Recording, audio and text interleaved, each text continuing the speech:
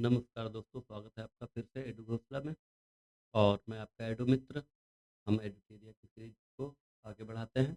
हमने वक्फ बोर्ड अधिनियम तक देखा था। अब आगे हम देखेंगे आईपीसी, सीआरपीसी और भारतीय साक्ष्य अधिनियम में सुधार।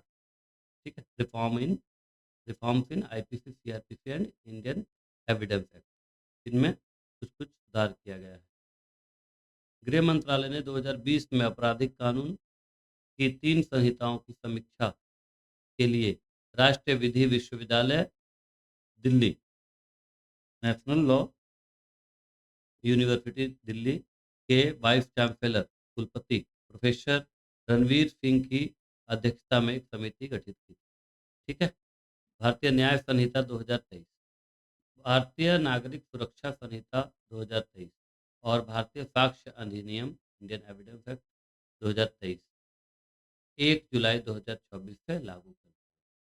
यह क्रमशः भारतीय दंड संहिता आईपीसी 1860, दंड प्रक्रिया संहिता सीआरपीसी 1973 और भारतीय साक्ष्य अधिनियम 1872 का स्थान लेंगे। इन 3 एक्ट को रिप्लेस करके ये नए एक्ट लागू कर दिए गए। भारतीय न्याय संहिता 2023 कब से लागू हुआ? 1 जुलाई 2024 से। भारतीय न्याय संहिता 2023 क्या है? भारतीय दंड संहिता का मसौदा 1834 में थॉमस बेबिंगटन मैकाले की अध्यक्षता वाले प्रथम विधि आयोग द्वारा तैयार किया गया था। यह संहिता जनवरी 1860 में लागू हुई। आईपीसी 1860 में 23 अध्याय, 511 धाराएं थे, जिनमें बीएनएस 2023 में 20 अध्याय और 358 धाराओं का समायोजित किया गया है। ठीक है, इतने में ही इनको समायोजित कर दिया गया है, धाराएं कम कर दी गई। हत्या के लिए आईपीसी में, अब हम देखेंगे कि हत्या के लिए आईपीसी में धारा क्या थी, तो 300 थी। अब नए बीएनएस में हमारी धारा क्या है? 101 है हत्या के लिए। इसी तरीके से हत्या के लिए सजा के लिए धारा क्या थी? तो सजा के लिए धारा थी 302। आपने सुना होगा मूवी वगैरह में, ताजराते हिंद दफा 302 के तहत। तो उसको अब धारा 103 हो जाएगी उसकी। इस तरीके से कुछ धाराएं हैं जो महत्वपूर्ण धाराएं यहाँ पे दी गई है। बलात्कार के लिए पहले 375 थी, अब 63 हो जाएगी। 376 थी सजा के लिए, तो 64 हो गई है। ये धाराएं हम देख सकते हैं। चोरी करने के लिए 379 के तहत मिलती थी सजा, अब 303 दो हो गई है नई बीएनएस में, हमारी भारतीय न्याय संहिता में। नए प्रावधान क्या क्या है? धारा 48, भारत में अपराध के लिए भारत के बाहर से उकसाना। 69, छल पूर्वक तरीके आदि का उपयोग करके यौन संबंध बनाना। धारा 95, किसी बच्चे को अपराध करने के काम के लिए रखना या उसे शामिल करना। ठीक है। उसके बाद है अपनी धारा 111। 111 है संगठित अपराध, और धारा 112 छोटा मोटा संगठित अपराध। ठीक है, संगठित अपराध और छोटा मोटा संगठित। 113 आतंकवादी कृत्य। 152 में है भारत की संप्रभुता, एकता, अखंडता को खतरे में डालने वाला कृत्य। 226 है वैध शक्ति का प्रयोग कर मजबूर करने या रोकने के लिए आत्महत्या करने का प्रयास करना। ये 226 में डाला गया है। धारा 304 है छीनना, स्नैचिंग करना, चेन स्नैचिंग वगैरह, ये सब 304 में अब आ जाएंगे। प्रमुख विलोपन, कौन कौन सी धाराएं खत्म हो गई है? तो प्रमुख विलोपन है अप्राकृतिक यौन संबंध, धारा 377, और व्यभिचार और ठग आदि की धाराओं को विलोपन हो गया। ठीक है, इन कुछ धाराओं का विलोपन भी हुआ है और कुछ धाराएं उसमें परिवर्तित हो गई हैं। अब बीएनएसएस, भारतीय नागरिक सुरक्षा संहिता। ठीक है, भारतीय नागरिक सुरक्षा संहिता, बीएनएसएस में 531 धाराएं। बीएनएसएस में क्या है? 531 धाराएं हैं और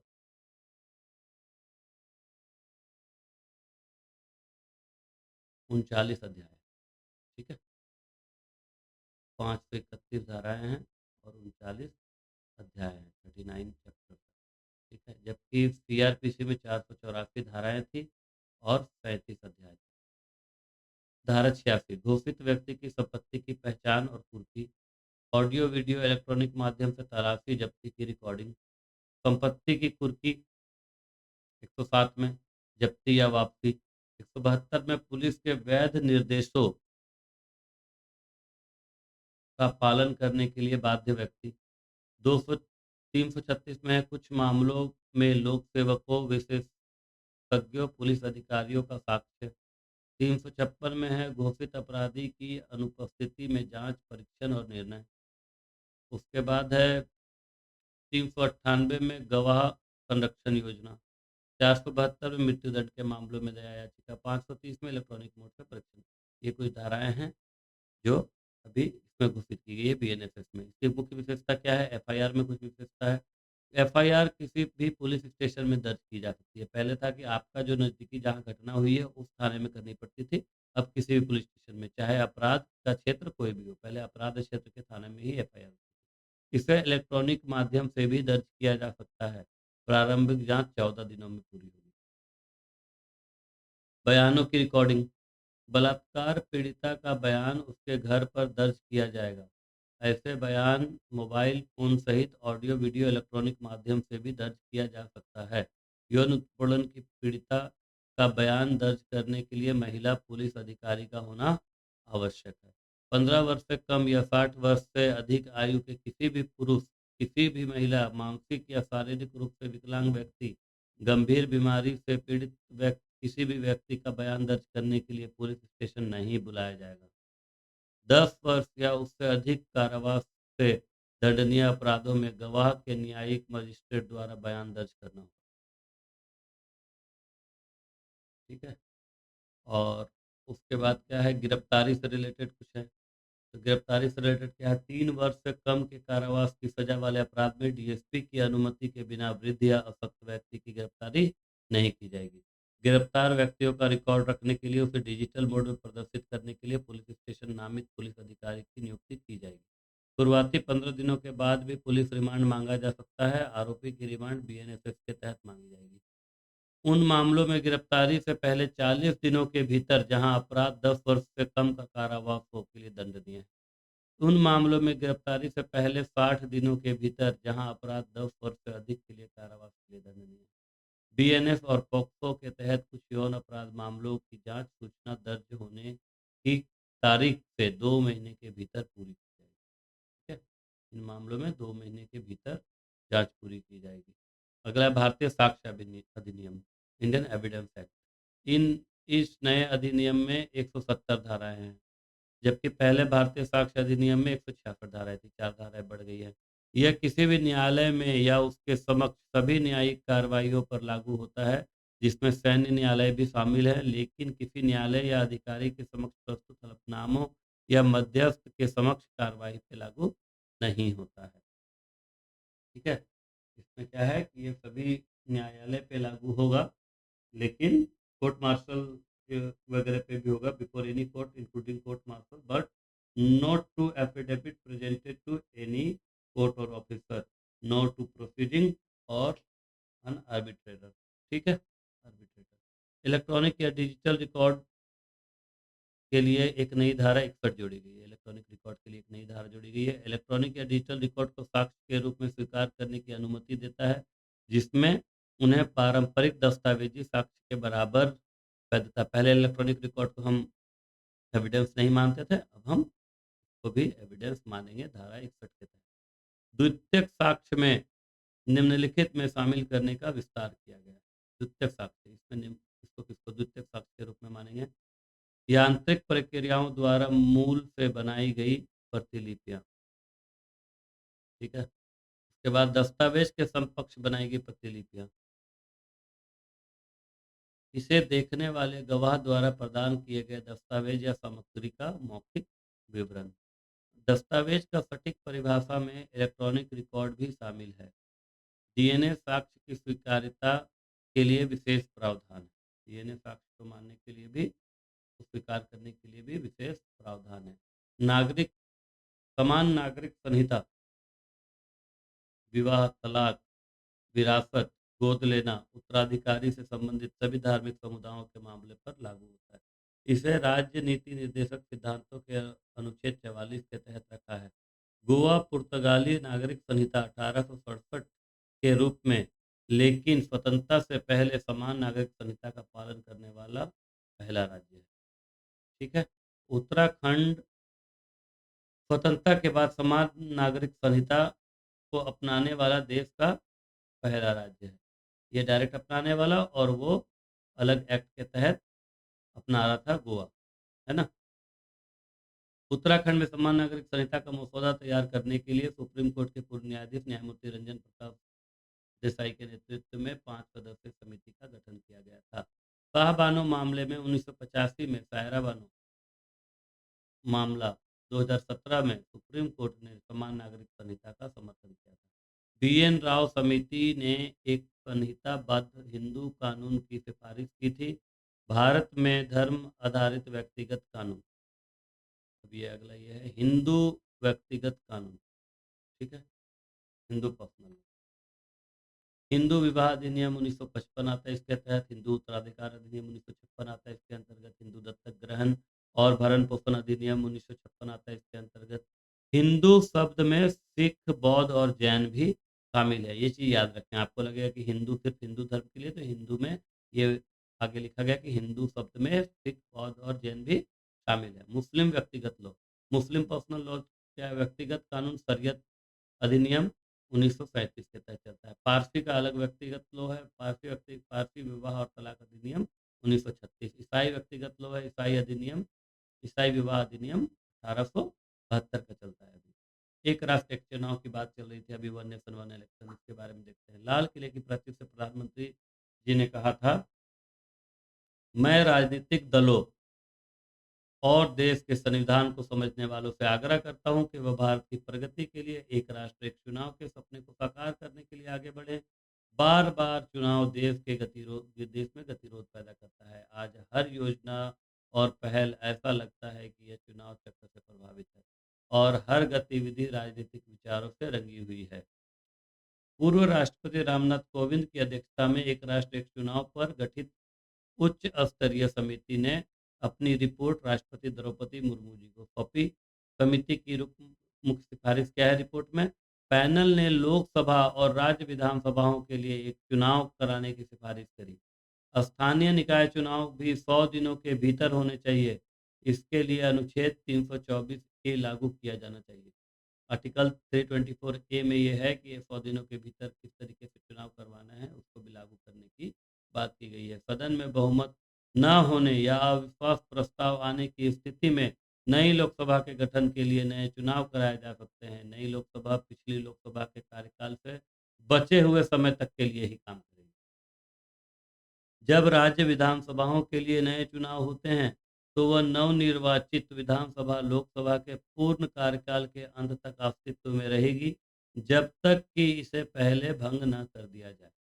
इस व्यवस्था को लागू करने के लिए अनुच्छेद 83 और अनुच्छेद 172 जो संसद के सदनों और राज्य विधानसभाओं के कार्यकाल से संबंधित है, उसमें संशोधन की आवश्यकता है। संशोधन की आवश्यकता होगी ना, उसमें 5 साल लिखा हुआ है, अगर हम उसको पहले भंग करना चाहते हैं तो उसमें संशोधन करना पड़ेगा, है ना। चुनाव आयोग राज्य प्राधिकारियों के परामर्श से समान मतदाता सूची और मतदाता पहचान पत्र तैयार कर सकता है। संविधान संशोधन को कम से कम आधे राज्यों द्वारा अनुसमर्थन के साथ पारित किया जाना आवश्यक है। कम से कम आधे राज्य इसका समर्थन करे तो पारित हो तो ये बेहतर हो, संशोधन तभी लागू होगा। वन नेशन वन इलेक्शन को लागू करने के लिए आवश्यक परिवर्तन क्या क्या करने होंगे? अनुच्छेद 83 में सदनों की अवधि को लेकर, 85 में राष्ट्रपति द्वारा लोकसभा का विघटन, उसमें भी वो करना पड़ेगा। 172 राज्य विधानसभाओं की अवधि, 174 राज्य विधानसभाओं का विघटन, 356 संवैधानिक आपत्ति आपात स्थितियां, जन प्रतिनिधित्व अधिनियम 1951 के कई प्रावधान। इन चीजों पे हमें बदलाव करना पड़ेगा, परिवर्तन करना पड़ेगा। विधि आयोग की 170वीं और 255वीं 255th रिपोर्ट ONOE के पक्ष में है, वन नेशन वन इलेक्शन के पक्ष में है। समिति के अन्य सदस्य सुभाष कश्यप, अधिवक्ता हरीश साल्वे, अमित शाह, गुलाम नबी आजाद, NK सिंह, संजय कोठारी और अधीर रंजन चौधरी जी ने इनकार कर दिया जुड़ने से इस समिति में। सार्वजनिक परीक्षा की बात हो रही थी। अनुचित साधनों की रोकथाम विधायक, सार्वजनिक परीक्षा अनुचित साधनों की रोकथाम विधेयक 2024। सरकारी भर्ती परीक्षाओं में कदाचार और संगठित धोखाधड़ी के लिए 5 साल तक की कैद की सजा, 1 करोड़ तक के जुर्माने का प्रावधान है, जो केंद्र सरकार ने 21 जून को लागू कर अधिसूचित कर दिया है। इसमें न्यूनतम 3 साल की जेल की अवधि का प्रावधान है, जिसे बढ़ाकर 5 साल किया जा सकता है। इसमें शामिल व्यक्तियों को 10 लाख रुपए तक का जुर्माना का प्रावधान है। परीक्षा अधिकारियों या सेवा प्रदाताओं द्वारा संगठित अपराध करने पर न्यूनतम 5 साल की सजा और अधिकतम 10 साल की जेल होगी। साथ ही 1 करोड़ रुपए तक का जुर्माना भी लगाया जा सकता है। अपराध अधिनियम के तहत सभी अपराध संज्ञेय और गैर जमानती हैं, नॉन बेलेबल हैं, ठीक है, जो अपराधियों के खिलाफ तत्काल और कड़ी कार्रवाई सुनिश्चित करते हैं। प्रयोज्यता यूपीएससी, एसएससी, आरआरबी, आईबीपीएस और एनटीए द्वारा आयोजित केंद्रीय भर्ती और प्रवेश परीक्षाओं को कवर करता है। इन सारी एग्जाम को इसके अंदर कवर किया जाएगा। हाइड्रोन परियोजना क्या है, आगे देखते हैं हम। हाइड्रोन यूरोपीय अंतरिक्ष एजेंसी ने अंतरिक्ष आधारित इंटरनेट के लिए अपना स्वयं का उपग्रह नेटवर्क विकसित करने हेतु हाइड्रोन परियोजना की घोषणा किया है। हाइड्रोन का फुल फॉर्म क्या है? High throughput optical network demonstration system. यूरोपीय अंतरिक्ष एजेंसी ईएसए ने उच्च थ्रूपुट ऑप्टिकल नेटवर्क हाइड्रोन अंतरिक्ष में ऑप्टिकल लेजर आधारित ऑप्टिकल संचार अवरचना का उपयोग करके पृथ्वी पर उपयोग के लिए विशेषकर दूर दराज के क्षेत्रों में पेटाबाइट्स डेटा रिले करने का इरादा रखता है। और इसमें है कि यह अत्यधिक उन्नत दूरसंचार क्षमता को सक्षम करने के लिए मौजूदा रेडियो आवृत्ति चैनलों का पूरक होगा। हाइड्रोन का लक्ष्य क्या है? इसका लक्ष्य है अंतरिक्ष में टेराबिट पर सेकंड क्षमता पर दुनिया का पहला ऑप्टिकल मल्टी ऑर्बिट परिवहन नेटवर्क प्रदर्शित करना, जो स्थलीय फाइबर आधारित नेटवर्क को अंतरिक्ष में निर्बाध रूप से विस्तारित करेगा। दूसरे शब्दों में हाइड्रोन आकाश में फाइबर और क्लाउड से पूरे इंटरनेट का प्रदर्शन करेगा। अगला है विश्व वन्य जीव अपराध रिपोर्ट 2024। वन्य जीव अपराध रिपोर्ट हाल ही में ऑस्ट्रेलिया के वियना में संयुक्त राष्ट्र ड्रग्स एंड एवं अपराध कार्यालय द्वारा विश्व वन्य जीव अपराध रिपोर्ट 2024 जारी की गई है। रिपोर्ट की मुख्य विशेषताएं क्या हैं? 2015 से 21 के दौरान वैश्विक अवैध वन्यजीव व्यापार जैसे गैंडे और देवदार सबसे अधिक प्रभावित पशु और वनस्पति प्रजाति थी। यह रिपोर्ट 2015 से 21 के दौरान 162 देश के क्षेत्रों में अवैध व्यापार का दस्तावेजीकरण करता है, जिसने लगभग 4000 पौधों और जानवरों की प्रजातियों को प्रभावित किया, जिनसे ये 3250 CITES परिशिष्ट की सूचीबद्ध है। इस परिशिष्ट में सूचीबद्ध किए गए हैं। पशु प्रजातियों का अवैध वन्यजीव व्यापार बाजार: गैंडे के सींग 29%, पेंगोलिन का सिल्क 28%, हाथी दांत 15%। इस तरीके से पशु व्यापार किया जाता है। पादप प्रजातियों के अवैध व्यापार में बाजार कैसा है? देवदार 47%, शीशम 35%, आगरवुड 13%। विश्व वन्य जीव अपराध रिपोर्ट वन्य जीव अपराध रिपोर्ट 2024, 2020, 2016 प्रकाशनों के बाद श्रृंखला में तीसरी रिपोर्ट है। सबसे पहली रिपोर्ट कब आई थी? 2016 में, फिर 2020 में, ये तीसरी है 2024 में। 3 रिपोर्ट आ चुकी है। रिपोर्ट वन्य जीव और वनस्पति के लुप्त प्राय प्रजातियों में अंतर्राष्ट्रीय व्यापार कन्वेंशन में सूचीबद्ध वन्य जीव प्रजातियों में अवैध व्यापार की प्रवृत्तियों तथा अद्यतन ध्यान केंद्रित करती है। दुनिया के सबसे गहरा ब्लू होल ये क्या है? हाल में शोधकर्ताओं ने युकाटन प्रायद्वीप में के दक्षिण पूर्वी तट पर मैक्सिको की चेतुमल खाड़ी में विश्व का सबसे गहरा ब्लू होल की खोज की है, जिसे तामजा ब्लू होल के नाम से जाना जाता है। तामजा ब्लू होल, इसके मुख्य बिंदु क्या हैं? तामजा ब्लू होल समुद्र के तल से कम 1380 फीट यानी 420 मीटर नीचे है और 13,600 60 वर्ग मीटर क्षेत्र में फैली एक विशाल पानी के नीचे की गुफा का नाम तामजा रखा गया है, जिसका माया भाषा में अर्थ होता है गहरा पानी। Blue hole. ब्लू होल जल के ऊपरी ऊर्ध्वाधर गुफाएं हैं जो तट के क्षेत्र में पाई जाती हैं। इसके आधार सेल, चूना पत्थर, संगमरमर या जिप्सम जैसे घुलनशील पदार्थों से बने हुए हैं। ब्लू होल ऊर्ध्वाधर समुद्री गुफाएं हैं जो हिम युग के दौरान हजार वर्षों में हिम नदों के बहाव से निर्मित हुए हैं। अगला टॉपिक है हमारा विश्व प्रेस स्वतंत्रता सूचकांक 2024। इसमें भारत की स्थिति क्या है और क्या स्कोर है? विश्व प्रेस स्वतंत्रता सूचकांक 2024 में भारत का स्कोर पिछले वर्ष 36.62 से गिरकर 31.28 हो गया है। रिपोर्ट जो है इसकी विशेषता क्या है? रिपोर्ट विदाउट बॉर्डर्स के अनुसार अ, विश्व प्रेस स्वतंत्रता सूचकांक 180 देशों के बीच भारत की रैंकिंग 2023 में 161 थी, 24 में 159 हो गई है। 2 रैंक हम नीचे आए हैं, सुधार हुआ है। ठीक है।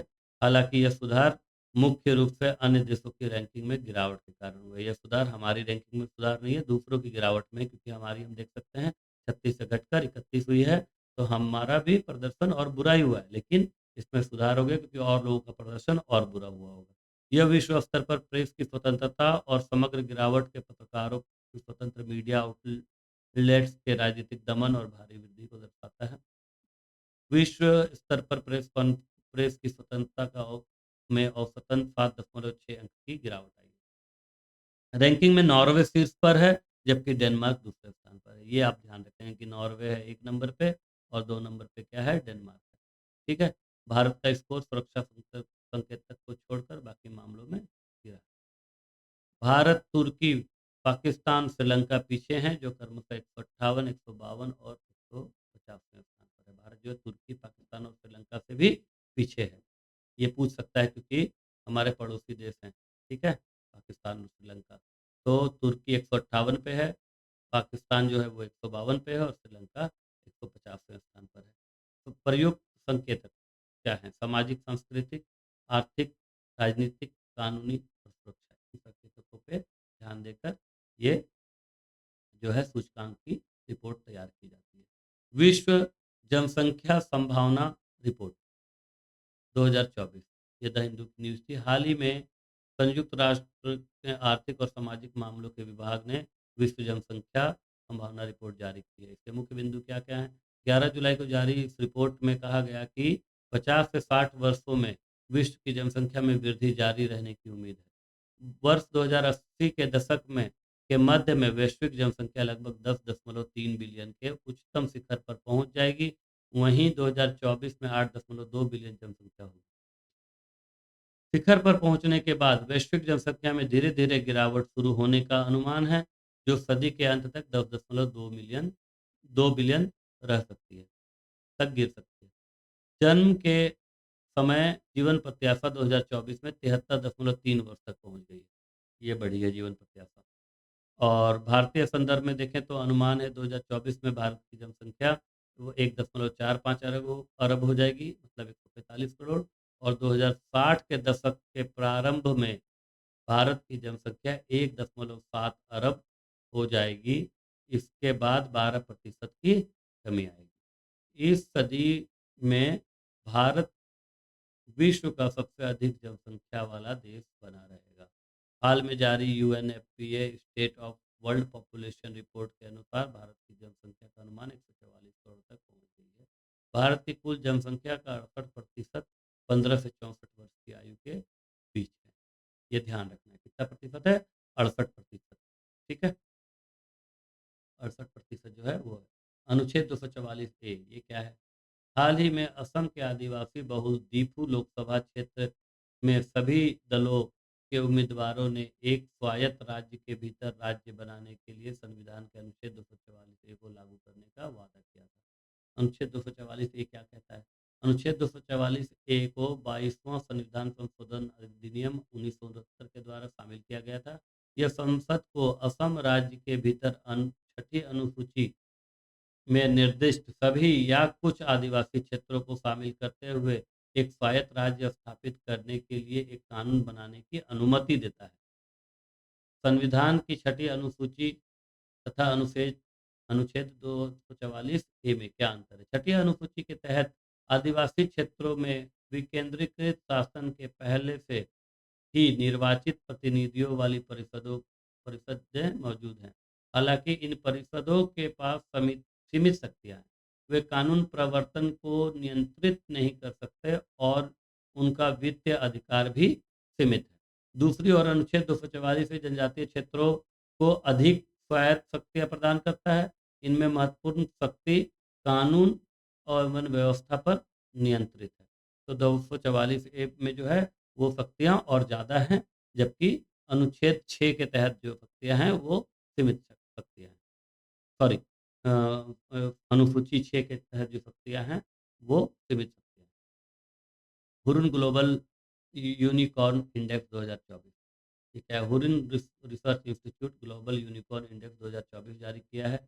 रिपोर्ट के अनुसार भारत का स्टार्टअप इकोसिस्टम धीमा हुआ है। 2017 के बाद पहली बार भारत में यूनिकॉर्न की संख्या में गिरावट आई है। मुख्य बिंदु क्या क्या है? 2023 में भारत में यूनिकॉर्न की संख्या 67 थी, जो वर्ष 2022 में 68 से एक कम है।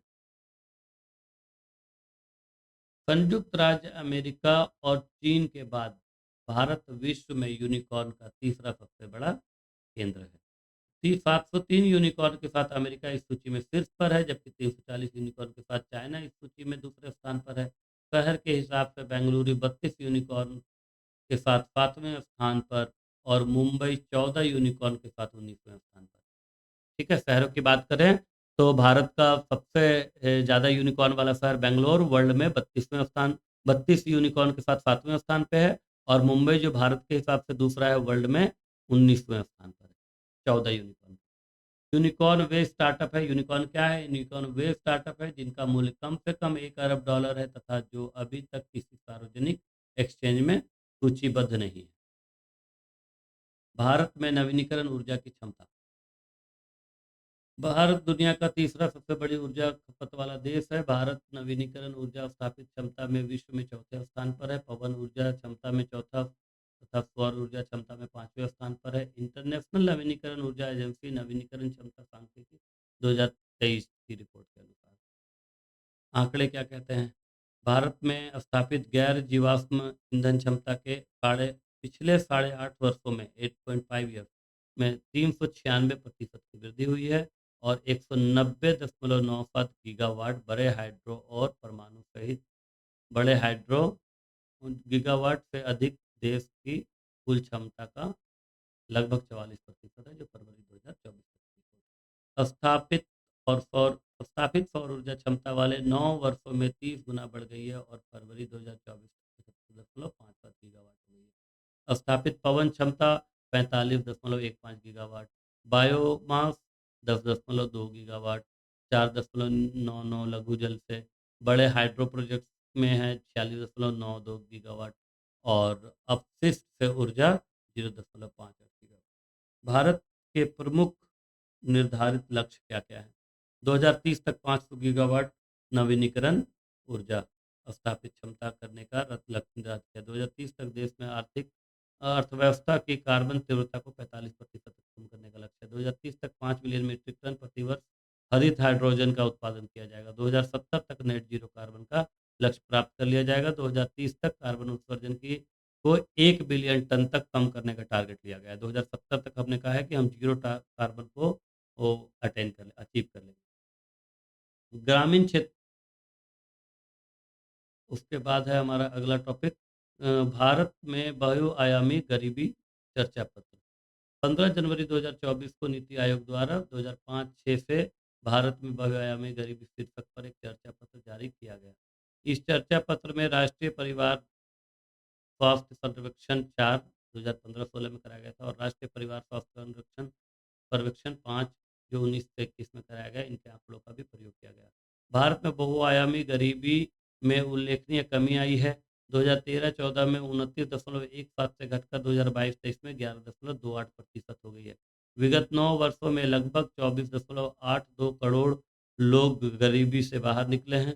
राज्य स्तर पर सर्वाधिक कमी उत्तर प्रदेश में दर्ज की गई है, जहां 5.94 करोड़ लोग गरीबी रेखा से बाहर निकले हैं। बिहार 3.77 करोड़ और मध्य प्रदेश 2.3 करोड़ लोगों को गरीबी से बाहर निकालने के साथ दूसरे और तीसरे स्थान पे है। सबसे ज़्यादा लोग गरीबी से बाहर निकले उत्तर प्रदेश में, उसके बाद बिहार में और उसके बाद मध्य प्रदेश में।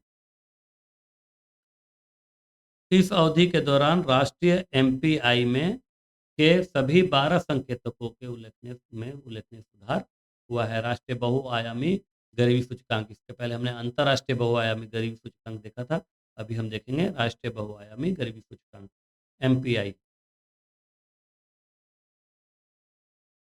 के लिए नोडल एजेंसी नीति आयोग ने राष्ट्रीय एमपीआई का दूसरा संस्करण जारी जुलाई 2023 में किया। ठीक है, संस्करण जुलाई 2023 में जारी किया। यह रिपोर्ट राष्ट्रीय पारिवारिक स्वास्थ्य सर्वेक्षण 2019 से 21 के आधार पर तैयार की गई है। आयाम क्या है इसमें? स्वास्थ्य, शिक्षा और जीवन स्तर। गरीबों की कुल संख्या अनुपात में भारी गिरावट हुई है और 15-16 में यह 24.85% से 19-21 में 14.96% हो गई है। रिपोर्ट की मुख्य बातें हैं, 15-16 और 19-21 के बीच 13.5 करोड़ लोग बहुआयामी गरीबी से बाहर निकले हैं। ठीक है, ये बहुत अच्छा संकेत है। धीरे धीरे गरीबी उन्मूलन कार्यक्रम ग्रामीण क्षेत्रों में गरीबी में 32.59% से 19.28 की गिरावट आई है। शहरी क्षेत्रों में गरीबी में 8.65 से 5.27 की गिरावट आई है।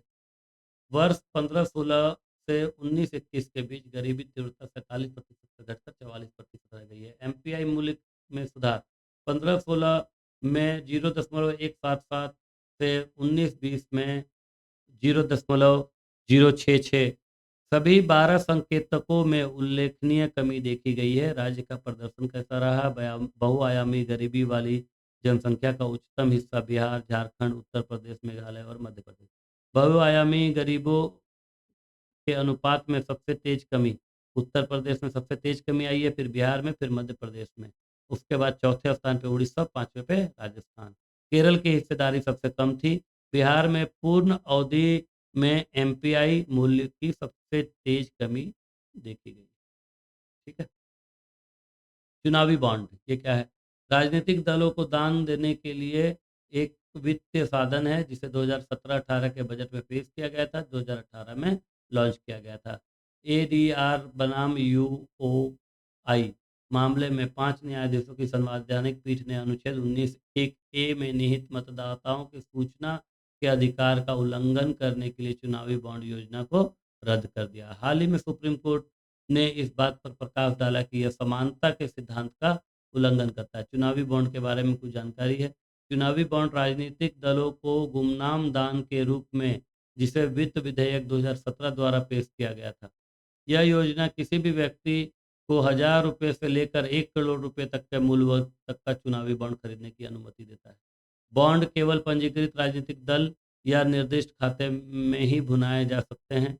भारतीय राष्ट्र स्टेट बैंक की निर्दिष्ट शाखा से 1,000, 10,000, 1 लाख आदि के गुणकों में किसी भी मूल्य के लिए जारी किया जा सकता है। इस पर दाता का नाम नहीं लिखा जाता है। 15 दिन की समय अवधि होती है। जन प्रतिनिधित्व अधिनियम 1951 की धारा 29(a) के तहत पंजीकृत राजनीतिक दलों को दान किया गया था। इस योजना के तहत बॉन्ड जनवरी, अप्रैल, जुलाई, अक्टूबर के किसी महीने में 10 दिनों की अवधि के लिए और लोकसभा के चुनाव के दौरान अतिरिक्त 30 दिनों की अवधि के लिए खरीद के लिए उपलब्ध होते हैं। सीएमएस सीओपी 14 ये क्या है? 12 से 17 फरवरी 2024 के बीच समरकंद, उज्बेकिस्तान में वन्य जीव की प्रवासी प्रजातियों के संरक्षण के लिए कन्वेंशन में के पक्षकारों के सम्मेलन की 14वीं बैठक आयोजित की गई। नारा और स्लोगन क्या था इसका? प्रकृति कोई सीमा नहीं जानती। ठीक है, मतलब हम सब मिलके ही प्रकृति को ठीक कर सकते हैं। प्रकृति कोई सीमा नहीं जानती। हम अगर प्रकृति से खिलवाड़ करेंगे तो पड़ोसी देश पे भी उसका असर पड़ेगा। सीएमएस के बारे में कुछ जानकारी है यहाँ पे। प्रवासी प्रजातियों और उनके आवासों के संरक्षण के लिए सरकार, वैज्ञानिकों और विभिन्न हितधारकों का त्रैवार्षिक आयोजन किया है। यूनेप के तहत यह एक अंतर सरकारी संधि है, जिसे बॉन कन्वेंशन 1979 के रूप में जाना जाता है। यह 1 नवंबर 1983 को लागू की गई थी। भारत में 1983 में गैर कानूनी रूप से बाध्यकारी समझौता ज्ञापनों पर हस्ताक्षर के लिए और कानूनी रूप से बाध्यकारी समझौतों पर हस्ताक्षर नहीं किए गए। इसके दो परिशिष्ट हैं। परिशिष्ट एक क्या कहता है, संकटग्रस्त प्रवासी प्रजातियां, और परिशिष्ट दो में किसको रखा गया, प्रवासी जनजातियां जिनके लिए अंतर्राष्ट्रीय सहयोग की आवश्यकता है। भारत 22 फरवरी 2020 को गांधीनगर में सीओपी 13 की मेजबानी की थी भारत ने। ठीक है, सीओपी 13 की मेजबानी किसने की थी, भारत ने, गांधीनगर में। और सीओपी 14 का क्या परिणाम रहा, पारिस्थितिकी संपर्क पर वैश्विक भागीदारी की शुरुआत की गई है। सीएमएस परिशिष्टों में संसाधनों सीएमएस परिशिष्टों में संशोधन किया गया है, जिसमें 14 अतिरिक्त प्रजातियां शामिल है। 6 नई प्रजातियों के लिए नई सम्मानित कार्रवाई बढ़ाई गई है। मध्य एशियाई फ्लाईवे के लिए एक पहल पर समझौता हुआ है, जिसकी समन्वय इकाई भारत में स्थापित की जाएगी। सीएमएस सीओपी 15 2026 में ब्राजील में आयोजित किया जाएगा। इंडिया एआई मिशन, ये क्या है, केंद्रीय मंत्रिमंडल ने अगले 5 वर्षों के लिए 10,372 करोड़ रुपए का परिव्यय के साथ इंडिया एआई मिशन को मंजूरी दी है। व्यापक परिस्थितिकी तंत्र बनाने के लिए एआई नवाचार को बढ़ावा देना, सभी क्षेत्रों में एआई के उपयोग को प्रोत्साहन करना और सामाजिक लाभ के लिए अत्याधुनिक तकनीक का उपयोग करना है इसका विजन क्या है, भारत में एआई बनाना और एआई को भारत के लिए काम करना। नोडल मंत्रालय कौन सा इसका रहेगा, इलेक्ट्रॉनिक और सूचना प्रौद्योगिकी मंत्रालय। और कार्यान्वयन एजेंसी क्या है, डिजिटल इंडिया कॉरपोरेशन के तहत स्वतंत्र व्यापार प्रभाग इंडिया एआई। ठीक है। मिशन के घटक क्या क्या हैं, मिशन के घटक हैं 10,000 से अधिक जीपीयू या उससे अधिक की सुपर कंप्यूटिंग क्षमता विभिन्न हितधारकों को उपलब्ध कराई जाएगी। एआई की सेवा के रूप में पेश करने के लिए एआई इनोवेटर्स के रूप में प्रशिक्षित मॉडल प्रदान करने के लिए डिजाइन किया जाएगा। इंडिया एआई इनोवेशन सेंटर स्वदेशी बड़े मल्टी मॉडल एलएमएम के विकास में तैनाती का कार्य करेगा। इंडिया एआई और क्या करेगा, data set platform AI innovation के लिए गुणवत्ता वाले गैर व्यक्तिगत डेटा सेट तक पहुंचाने के लिए सुव्यवस्थित करेगा। भारत भर के टीयर 2 और टीयर 3 शहरों में डेटा और एआई लैब स्थापित किए जाएंगे। स्नातक, मास्टर स्तर और पीएचडी कार्यक्रमों के लिए एआई पाठ्यक्रमों की अवधारणा बनाई जाएगी। डीप टेक एआई स्टार्टअप और भविष्य में एआई परियोजनाओं को निधि देगा, फंड भी प्रोवाइड किया जाएगा उसके लिए। अगला टॉपिक है एसडीजी इंडिया इंडेक्स। यह चौथा संस्करण है और इसका आदर्श वाक्य है, भारत की ओर सतत प्रगति समावेशी विकास से नीति आयोग ने संयुक्त राष्ट्र विकास कार्यक्रम की मदद से जारी किया। पहला संस्करण इसका 2018 में जारी किया गया था, ये ध्यान रखना है, पहला पूछ सकता है। पहला संस्करण 2018 में जारी किया गया था। इस संस्करण में 16 लक्ष्य और 113 संकेतक, लक्ष्य 17 शामिल नहीं है। ठीक है, 16 लक्ष्य और 113 संकेतक शामिल हैं। देश के लिए कुल एसडीजी स्कोर 2023-24 के लिए 71 है। 2020-21 में 66 था। उत्तराखंड और केरल 79 अंकों के साथ राज्यों में शीर्ष पर हैं, जबकि चंडीगढ़ 77 अंकों के साथ केंद्र शासित प्रदेशों में शीर्ष पर है। बिहार 57 अंक के साथ सबसे निचले पायदान पर है और झारखंड 62 अंकों के साथ दूसरे सबसे निचले पायदान पर है। केंद्र शासित प्रदेशों में लद्दाख 65 अंकों के साथ सबसे निचले पायदान पर है। 2018 से सबसे ज्यादा लाभ पाने वाले राज्य उत्तर प्रदेश, जम्मू कश्मीर, उत्तराखंड और सिक्किम हैं। कुल 32 राज्य केंद्र शासित प्रदेश अग्रणी श्रेणी स्कोर 62 से 99 में है। प्रदर्शन श्रेणी 50 से 64 में 4 राज्य बिहार, झारखंड, नागालैंड और मेघालय हैं। आकांक्षी 0 से 49 और अचीवर 100 श्रेणी के अंतर्गत कोई राज्य या कोई संघ अभी तक नहीं आया है। एसडीजी 1 पर सर्वश्रेष्ठ प्रदर्शन करने वाला राज्य तमिलनाडु, स्कोर 92 है, और बिहार का स्कोर 39 जो अंतिम स्थान पे है।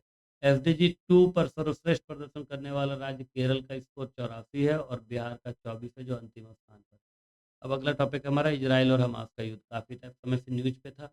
हमास ने 17 अक्टूबर 2023 को ऑपरेशन तूफान कौन सा ऑपरेशन? तूफान, ये याद रखना, कई बार ऑपरेशन का नाम पूछता है। ऑपरेशन तूफान अल अक्सा, ऑपरेशन तूफान अल अक्सा के तहत इसराइल पर हमला किया। इसराइल ने ऑपरेशन आयरन स्क्वाड्स के तहत जवाबी हमला किया। तो हमास ने जो हमला किया उस ऑपरेशन का नाम क्या था? ऑपरेशन तूफान अल अक्सा। और जवाबी हमला जो इसराइल के द्वारा किया गया उसका नाम था आयरन स्क्वाड। ठीक है। भारत ने इजराइल से नागरिकों को निकालने के लिए ऑपरेशन अजय शुरू किया। ये तीनों नाम याद रखने हैं आपको। ऑपरेशन अजय था इजराइल से भारत के नागरिकों को निकालने के लिए। ऑपरेशन तूफान अल अक्सा हमास का था जो इजराइल पे उन्होंने अटैक किया। और इजराइल ने जो जवाबी कार्रवाई की उसका नाम था ऑपरेशन क्या? Operation iron sword. ठीक है। ऑपरेशन आयरन स्वॉर्ड मतलब आयरन की तलवार। ठीक है, लोहे की तलवार, आयरन स्वॉर्ड। हमास या इस्लामिक प्रतिरोध आंदोलन की स्थापना 1987 के में कार्यकर्ता अहमद यासीन द्वारा गाजा में की गई थी। राफा क्रॉसिंग, गाजा का दक्षिणी भाग जो भूमध्य सागरीय तट पर इजराइल और मिस्र के बीच स्थित है। दक्षिणी भाग मिस्र के सिनाई प्रायद्वीप की सीमा पर है। अल अक्सा मस्जिद पहाड़ी पर यरूशलेम के पुराने शहर में स्थित है और मक्का और मदीना के बाद इस्लाम का तीसरा सबसे पवित्र स्थल माना जाता है। अगला टॉपिक है राम मंदिर। इसको हम अगली क्लास में करेंगे, यहाँ से शुरू करेंगे। और आज के लिए अपनी क्लास को यहीं पे विराम देते हैं। आशा करते हैं आपको चीज़ें समझ में आ रही होगी, आपकी परीक्षा के लिए उपयोगी होगी। और एडू घोषला के साथ बने रहने के लिए आपका बहुत बहुत